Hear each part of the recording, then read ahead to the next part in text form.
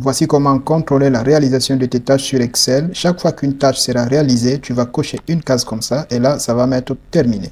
Au fur et à mesure que les tâches se réalisent, tu vas cocher tout simplement terminé. Voilà comment mettre tout ça en place. Premièrement, on va partir sur l'onglet développeur, ensuite cliquer sur insérer et cocher et choisir case à cocher. Là, on vient dessiner notre case à cocher. On clique dans la case à cocher et on supprime le nom case à cocher. Et là, on appuie sur CTRL et on fait un clic pour sélectionner la case à cocher et bien le disposer dans la cellule. Une fois que c'est fait, on va sélectionner la cellule dans laquelle elle se trouve et on va tout simplement tirer vers le bas sur l'ensemble des cellules. Ensuite, on va lier chaque case à cocher à la cellule dans laquelle elle se trouve. On fait un clic droit, on choisit format de contrôle.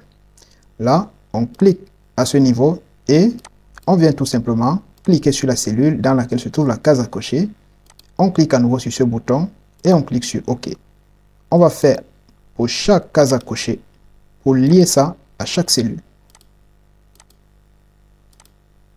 Une fois qu'on a fini de lier toutes les cases à cocher à leur cellule, si on coche comme ça, on va voir vrai en dessous. Si on décoche, on va se rendre compte que ça écrit faux. Pour masquer tout cela, on va sélectionner l'ensemble des cellules là comme ça. Ensuite, on va faire un clic droit.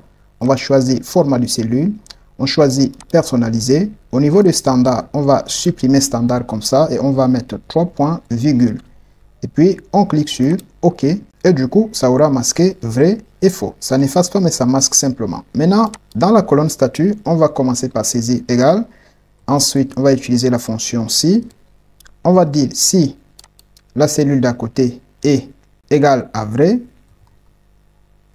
point virgule. Là, on va saisir terminé.